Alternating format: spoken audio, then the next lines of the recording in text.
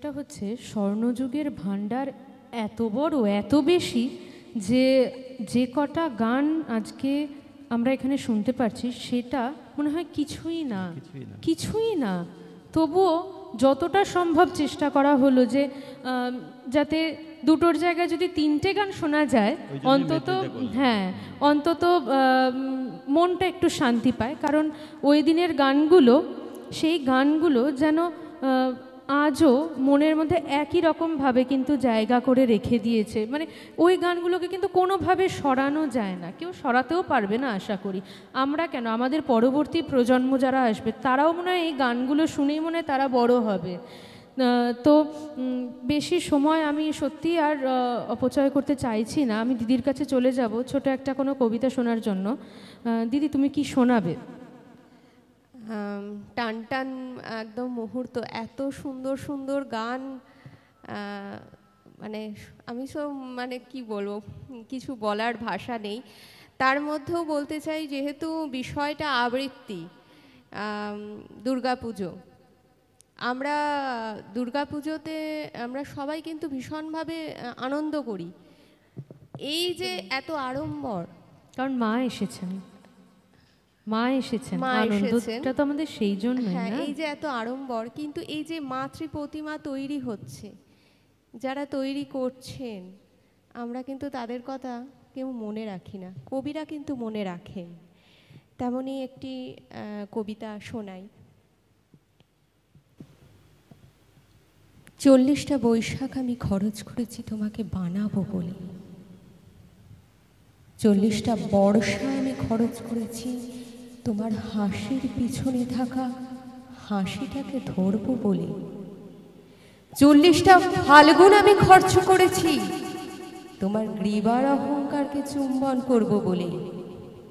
আমি কুমোরপাড়ার কুমোর, পুজোর সময় তোমার পায়ের কাছে আমার নাম লেখা থাকে, শিল্পী প্রশান্ত পাল।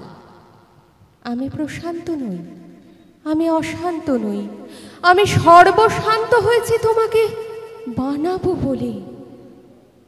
প্রথমে তুমি ছিলে আমার মেয়ে,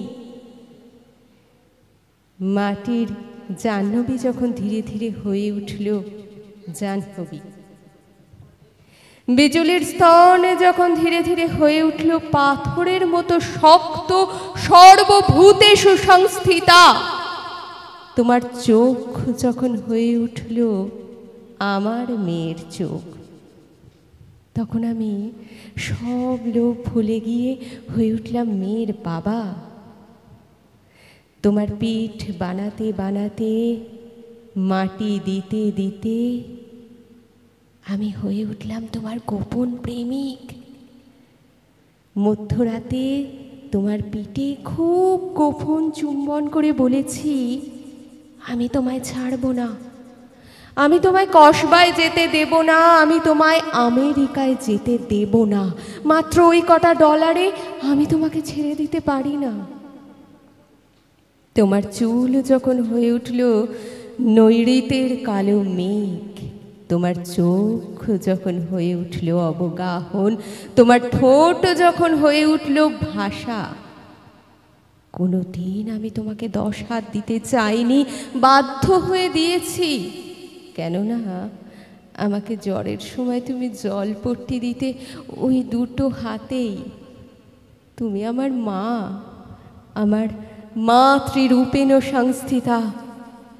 তোমাকে এই খোলা চিঠি লিখে গেলাম।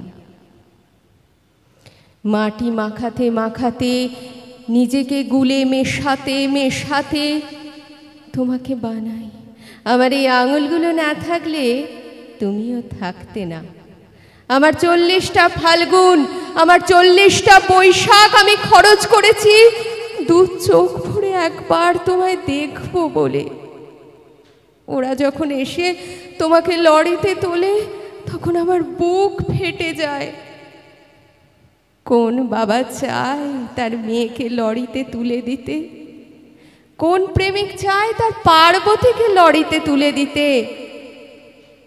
কোন ছেলে চায় তার মাকে লরিতে তুলে দিতে? আমি শিল্পী হতে চাই না, আমি নাম করতে চাই না। ডলার যা পেয়েছি ফিরিয়ে দিলাম পৃথিবীতে।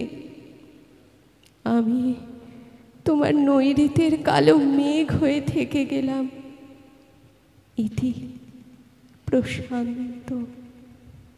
সত্যি কোথাও গিয়ে যেন সময়টা থমকে গেল, কারণ এত সুন্দর প্রতিমা আমরা প্রত্যেকটা মণ্ডপে গিয়ে দেখি, তার পিছনে যে গল্পটা থাকে, তার পিছনে যে পরিশ্রমটা থাকে, সবচেয়ে বড় কথা তার পিছনে যে এত সুন্দর ভালোবাসা থাকে, আমরা হয়তো সত্যিই কেউ এটা ভাবি না। আমরা সেটাকে টাকা দিয়ে কিনে আমরা মনে করি যে আমরা টাকা দিয়ে তো কিনে নিলাম, কিন্তু এই আবেগটাকে সত্যিই টাকা দিয়ে কেনা যায় না। আমরা একদম শেষ মুহূর্তে এসে পৌঁছিয়েছি। আমি বলছিলাম যে এই যে কবিতাটি কবি লিখেছেন, একজন কুমোরের সাথে তার দেখা হয়েছিল এবং তার মুখনিসৃত এই কথাগুলো নিয়েই কবির এই কবিতাটা লেখা। আমার বলার একটাই যে আমরা যে শিল্পী হই, আমি নিজেও একজন আর্ট অ্যান্ড ক্রাফটের শিল্পী। যখন ছোট ছোট জিনিস আমরা তৈরি করি, নিজের সৃষ্টি কিন্তু সন্তান হয় একদম। এবং সেই সন্তানকে যখন টাকার বিনিময়ে অন্যের হাতে তুলে দিতে হয়, তার চেয়ে বড় দুঃখ কিছু হয় না। তার চেয়ে বড় দুঃখ, তার থেকে বড় যন্ত্রণা আর কিছু হতে পারে না। কিছুই হয় না। আমরা অনুষ্ঠানের একদম শেষ পর্যায়ে এসে উপস্থিত হয়েছি। সঙ্গীতের মাধ্যমেই শেষ হবে আমাদের আজকের এই নবমীর বৈঠকি আড্ডা। আমি অনুরোধ করব স্যারকে যে আপনি এই নবমীর শেষ হলেই আমরা জানি দশমীতে পা দেব, তারপরে আবার পরের বছরের অপেক্ষা। তো এই নবমী বা নবমী নিশি যেটা কাটলেই দশমী, তার উপরে যদি কোনো গান আপনি শোনান, যদিও আমরা বারবারই যে কথাটা বলছি, নবমী মানে নবমী নয়, নবমীর দিনেও কিন্তু আমরা একইভাবে আনন্দ করতে পারি। সর্বোপরি আমরা অপেক্ষায় থাকতে পারি পরের বছরের জন্য, কারণ কোনো শেষই শেষ নয়, শেষ থেকেই আবার কিন্তু শুরুর সূচনা হয়। এমনই কোনো একটা গান আমি শুনতে চাইব। একটি সিনেমার গান, সদ্য হেমন্ত মুখোপাধ্যায় এবং সমবেত আছে। আমি উপাসনাকে বলবো যে সমবেত গলাটায় গলা দিতে। নবমীর এই যে শেষ গান, আজকে আমাদের এই বৈঠকি আড্ডার যে শেষ গান, সেই গানে গানেই শেষ হবে আমাদের আজকের এই বৈঠকি আড্ডা।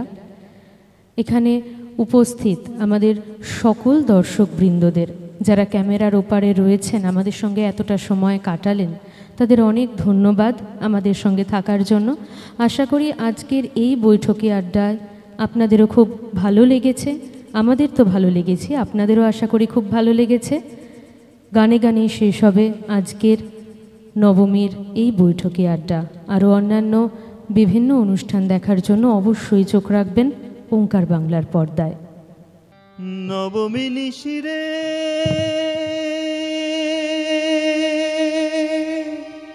তোর দয়া নাই রে, তোর দয়া নাই, এত করে সাধিলাম তবু হইলি ভুল। নবমী নিশিরে, নবমী নিশিরে তোর দয়া নাই রে, এত করে সাধিলাম তবু হইলি ভুল। নবমী নিশিরে ডম্বর গুরু গুরু ওই শোনা যায়, ভোলানাথ এলো বুঝি নিতে গিরে যায়। নবমী নিশিরে